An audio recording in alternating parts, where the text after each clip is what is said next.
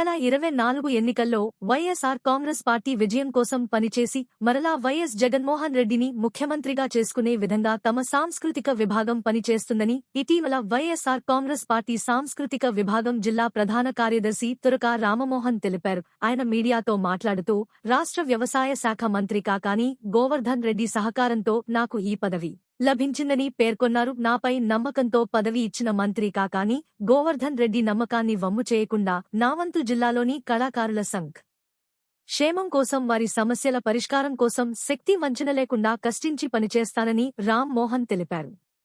జిల్లాలోని కళాకారులు ఎవరికైనా సమస్యలు ఉంటే తన దృష్టికి తెస్తే వారి సమస్యలను మంత్రి దృష్టికి తీసుకువెళ్లి పరిష్కరిస్తానన్నారు.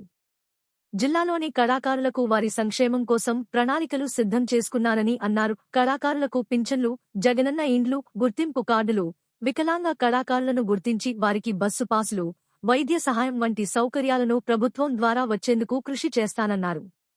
తనకు సాంస్కృతిక విభాగం జనరల్ సెక్రటరీగా పదవి వచ్చేందుకు సహకరించిన ప్రతి ఒక్కరికీ తన కృతజ్ఞతలు తెలిపారు.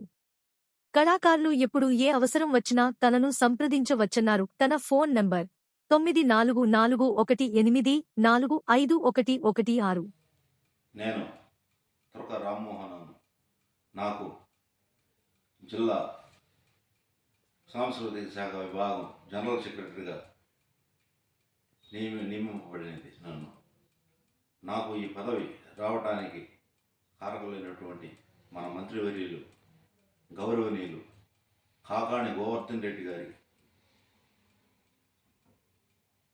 నా కృతజ్ఞతాభిమానందరూ తెలియజేస్తున్నాను. నా మీద నమ్మకంతో నాకు ఈ పదవి అప్పచెప్పినది కాకాని గోవర్ధన్ రెడ్డి గారి నమ్మకాన్ని ఒమ్ము చేయనని నేను నా మనస్ఫూర్తిగా మీకు తెలియజేస్తున్నాను. వైఎస్ జగన్మోహన్ రెడ్డి గారి గెలుపు కోసం మా సాంస్కృతిక విభాగం శక్తి వంచన లేకుండా అహర్నిశలో శ్రమించి ఆయన మళ్ళీ రెండోసారి ముఖ్యమంత్రిని చేసుకునేదానికి మేము రైత్రి పౌళ్ళు కష్టపడి పనిచేస్తామని ఈ సందర్భంగా నేను ఈ కళాకారుల తరపున తెలియజేస్తున్నాను. అలాగే మన సర్వేపల్లి నియోజకవర్గంలో మా కాకాని గోవర్ధన్ రెడ్డి గారిని మూడోసారి గెలిపించుకొని హ్యాట్రిక్ విజయం సాధించి మళ్ళీ ఆయన్ని మంత్రిగా చేసుకునే అవకాశాన్ని నా కళాకారుల తరఫున నేను మనస్ఫూర్తిగా కోరుకుంటున్నాను. రేపు ప్రభుత్వం వచ్చిన వెంటనే జిల్లాలో ఉన్నటువంటి కళాకారులందరికీ పింఛన్లు, గుర్తింపు కార్డులు, జగనన్న ఇళ్ళు, వికలాంగులకి పిల్లలైనటువంటి కళాకారులకి ఉచిత బస్సు సౌకర్యము,